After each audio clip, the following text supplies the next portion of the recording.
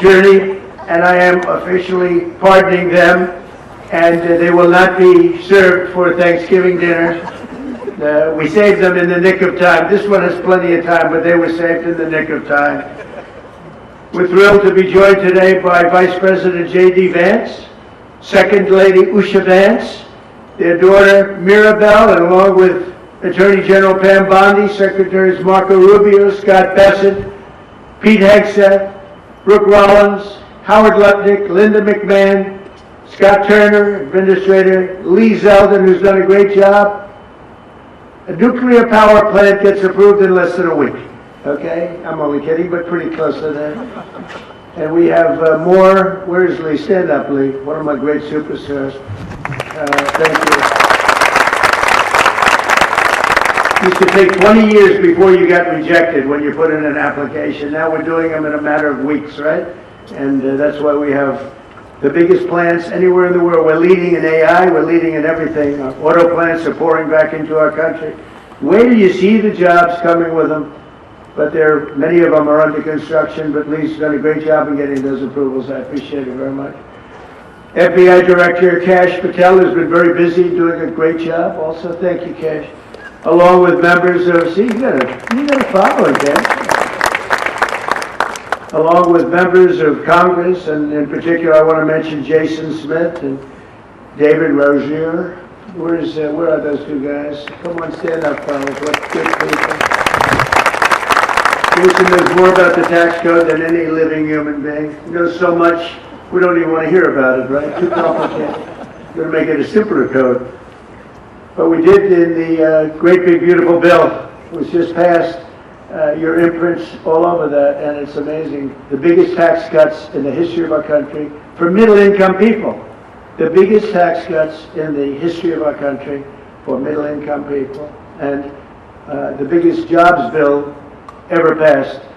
And nobody thought we could get that one done. I'm glad. And we actually put 4 years, actually probably 8 or 10 years, but we put 4 years worth of material into one great big beautiful bill. So that worked out very well, and I want to thank everybody for working on it. JD, that was a great, we were going to do it in small bills. We're going to have 18 bills and do it along the process. I'm glad, Scott, that we got it done, because dealing with these Democrats, I think that was our one shot. But we have it all in one great big beautiful bill. Thanks as well to the chairman of the National Turkey Federation and the CEO of Butterball. That's a big deal. Jay Jandren. Where's Jay? Thank you. Stand up, Jay. Thank you very much. Along with his wife Leslie and their 3 children, as well as the farmer who raised these 2 magnificent birds, Travis Pittman and Wayne County, North Carolina. I won Wayne County by a lot. That means you had to vote for Trump, I think. I won by 92%. I like Wayne County. They're doing all right, right? And this is like a record-setting turkey that's going to be saved. The turkeys being pardoned today go by the names of Gobble and Waddle. When I first saw their pictures, I thought we should send them, I shouldn't say this. I was going to call them Chuck and Nancy. But then I realized I wouldn't be pardoning them. I would never pardon those 2 people. I wouldn't pardon them. I wouldn't care what Melania told me. Darling, I think it would be a nice thing to do. I won't do it, darling. These are 2 of the largest turkeys ever presented to an American president, over 50 pounds each. It's the largest we've ever had. And those are big turkeys. Are they as good as the normal-sized turkey? Better or as good?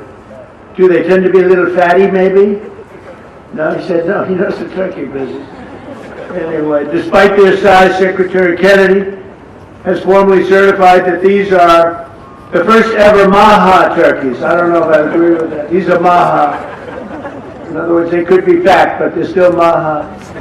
They've been fattened on a steady diet of grass, beef, to allow the smoothies and all of the other things that they've been eating for this occasion. This was a really big occasion. But they've eaten every fattening food that you can eat. We wanted to really make them special, and they really are. They're like record-setting. I've never seen a turkey that big before. Are they violent at all? Will they attack as they walk over? Because if they will, I'll stay right up here.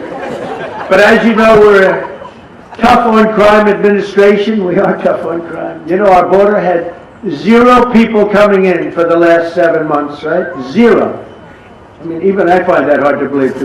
They had millions and millions of people pour into our border from prisons, from mental institutions, gang members, drug dealers.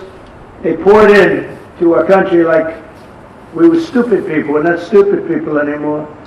But nobody's ever seen anything. The job that they've done on the Tom Holman, Christy Nome, the whole group, the job they've done on the border is almost like a miracle. We have, and the people that make these statistics that said 0, they've said 0 for the last 7 months. It has to be like a few people got in, but they say 0. And they're radical left Democrats that do the scoring. So I can't imagine they did that for us. The truth is, we have no people coming into our country illegally. It's an amazing statistic, and I'm very proud of it. And we have the most people working in the United States today, by far, than we ever had in the history of our country. So those are all good numbers. But instead of pardon, some of my more enthusiastic staffers were already drafting the paperwork to ship Gobble and Waddle straight to the terrorist confinement center in El Salvador. And even those birds don't want to be there. You know what I mean? It was a tough. I'd like to thank the president of that country. They do a rather efficient job. It's going to be the largest prison in history. I've never seen anything like it. And a lot of people are behaving on our streets now. You know, Washington, D.C. is considered a safe zone. This was one of our most unsafe places anywhere in the United States. It is now considered a totally safe city. I won't tell you about murders. We're having murders, like a lot of murders, on a weekly basis. We haven't had a murder in 6 months. And it doesn't sound good even to say that. We haven't had a murder in 6 months. But when you are averaging 1 and even sometimes 2 a week, and you haven't had 1 in 6 months, you can walk with your family down the middle of any street, go to a restaurant, you won't get in. They're opening new restaurants all over, and it's really been a beautiful thing to see. So Washington, D.C. is now a totally safe city, and a year ago it was a criminal mess.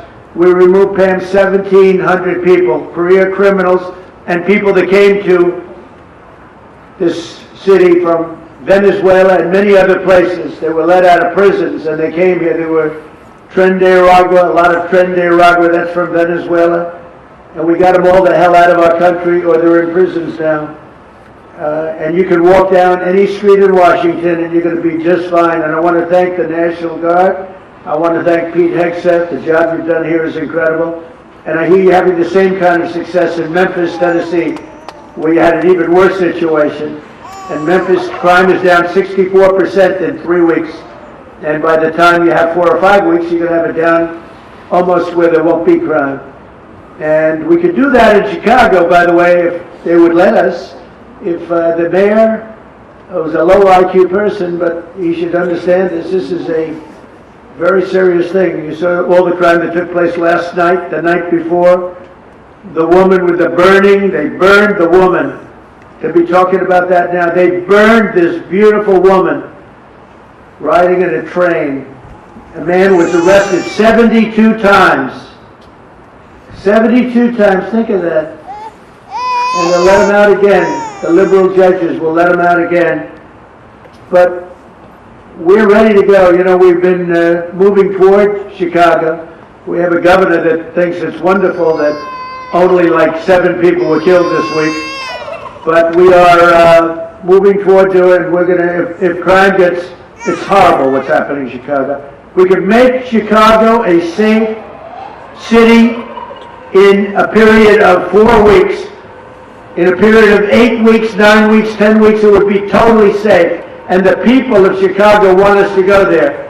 And if you look at the crime that's taken place in Chicago in the last 2 weeks, just take a look. It's on the front page of every newspaper. It's out of control. The mayor is incompetent, and the governor is a big fat slob. You ought to invite us in, say, please make Chicago safe. We're going to lose a great city if we don't do it quickly. Make Chicago. We'll do the same thing as we did in D.C., the same thing as we did everywhere we've gone. It's become almost instantly safe. And I want to do it in Chicago. So Governor Pritzker, if you're listening, let's get your act together. Invite us in. We're going to make your place so safe. You're not going to have these crimes that are making the newspapers and the front page of every newspaper and television story, news story. We'll make Chicago a safe place very quickly. I looked at the various cases, granting mercy, discovering that the terrible trauma that everyone's going through, and I had a little bit of a Pritzker joke. I was going to talk about Pritzker and size, but when I talk about Pritzker, I get angry because he's not letting us do the job. So I'm not going to tell my Pritzker joke. They have a very cute little joke, you know. Some speechwriter wrote some joke about his weight. I would never want to talk about his weight. I don't talk about people being fat. I refuse to talk about the fact that he's a fat slob. I don't mention it. On a more serious note, as we gather around the dinner table, I'd like to lose a few pounds too, by the way. And I'm not going to lose it on Thanksgiving, I can tell you that. Because I'm going to have a turkey, but it's not going to be that one. I hope all Americans will have the chance to enjoy the fellowship of family and friends and renew our faith in God's providence. 1 year ago, we were a dead country 1 year ago. The King of Saudi Arabia said it to me actually 4 months ago when I was in Saudi Arabia, Qatar, UAE. He said, you know, 1 year ago, the United States was a dead country, and now you've got the hottest country anywhere in the world. We're the hottest country. We have $18 trillion being invested as of now. We're not even close to being 1 year.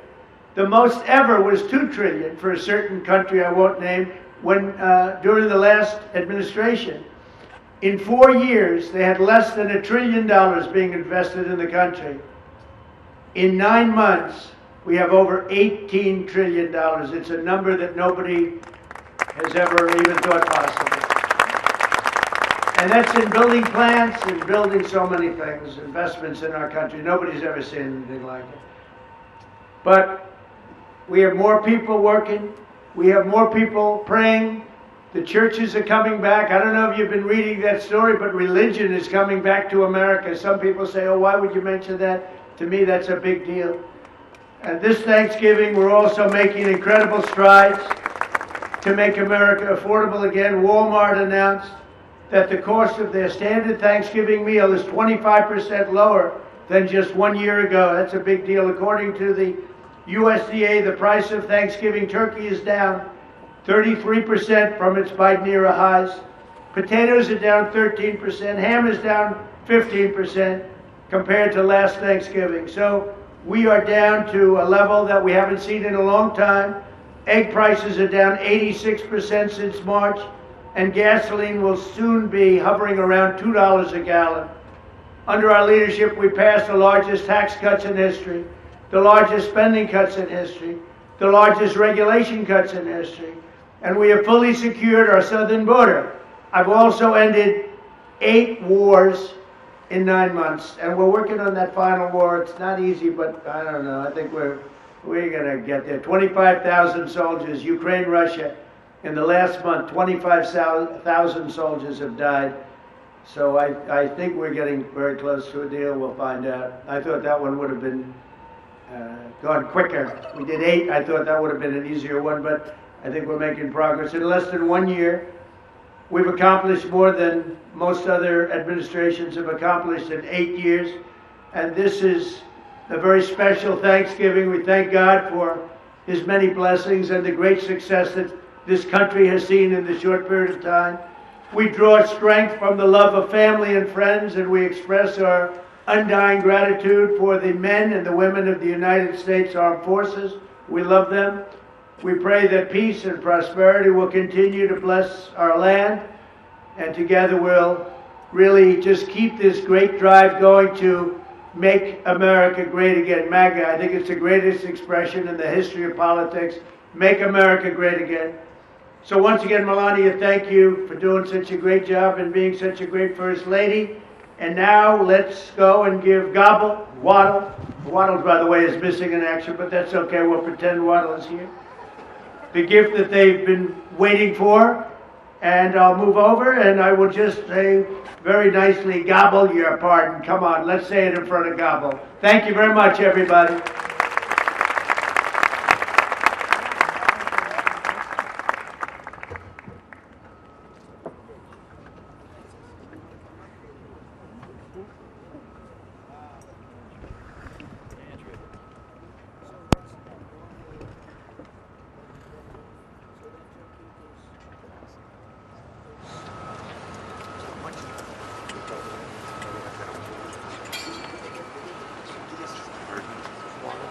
Just asked if they Looks get like a bigger. rather violent bird.